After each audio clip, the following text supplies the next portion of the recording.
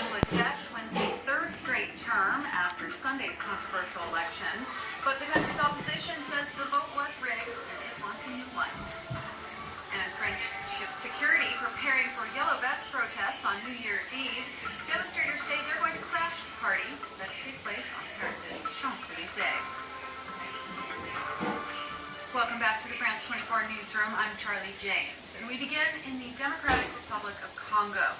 Ballot counting is underway following Sunday's vote to replace President Joseph Kabila. Elections were mostly peaceful across the country, but there were a few incidents of violence. At a polling station in eastern Congo, a police officer shot and killed a young man following a voting fraud dispute.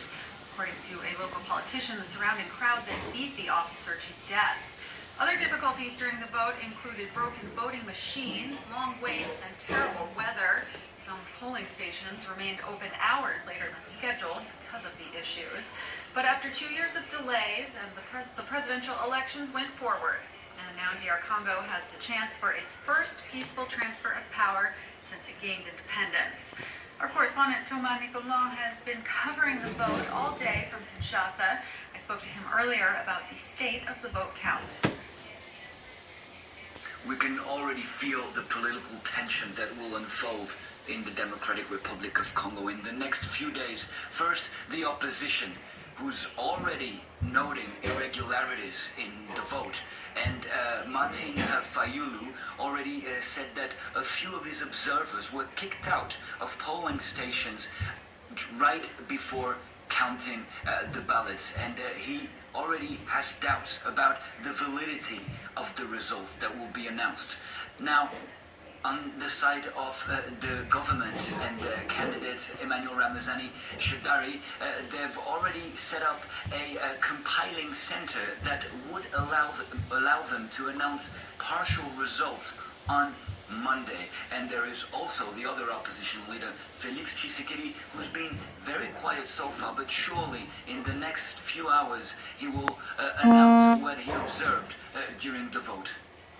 There were some problems, as we've reported, but all in all, the vote Sunday was much less violent than some people predicted.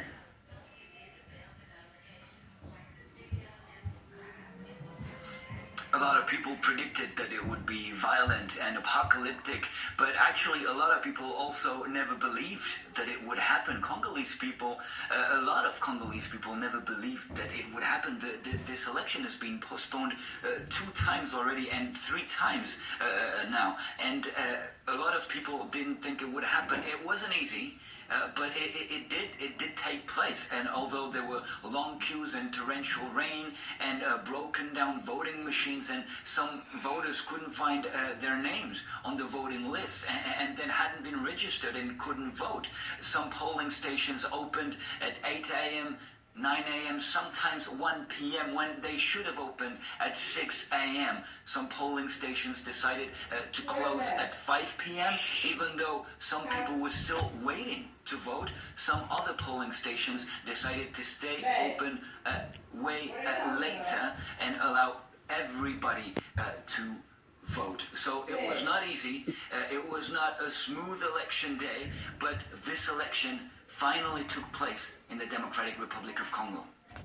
Since the government delayed elections in 3 opposition-favored cities, official voting did not take place there on Sunday, but a few hundred people in Beni did stage mock elections in protest. Rujaba Abbas takes us there. At the Malepe Stadium in the city of Beni, the polls opened at 6 in the morning. Overseen by 20 security guards, hundreds of voters queued up to cast their ballots. Although there weren't any official voting machines, traditional papers and ballot boxes were provided. In Beni, as in 2 other cities of the Democratic Republic of Congo, the vote was postponed until March next year. But locals have demanded the right to elect their representatives, just like the rest of the country. Alors, we decided it was better to organize our own elections here in Benin to show the